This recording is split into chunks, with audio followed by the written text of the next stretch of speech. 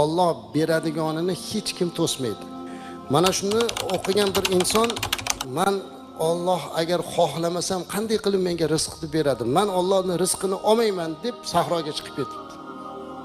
Qani Alloh xohlamasam ham berarmikin? Sahroga chiqib yotyapti. Oftob urgan, issiq bir karvon kelyapti ekan, qarasa hali odam yotib olgan. Karvon boshiga kelib bitasi aytibdiki, bir odam sahroda yotibdi, quyosh uribdi chog'i. Olib kelinglar, yordam beringlar. Mahkam og'zini berkityapti. Og'zi ochilmayapti suv desa o'lib qoladi, beringlar. Yo, og'zini ochmayapsiz deb tishini sindirib og'ziga qo'yinglar. Tishini sindirib og'ziga qo'yganda o'ziga kelib, "Yo Rabbiy, tishimni qoqib bo'lsa ham berasan ekanda rizqimni." Allohni imtihon qilish kerak emas. Alloh beradigan bo'lsa beradi, tishimizni qoqib bo'lsa.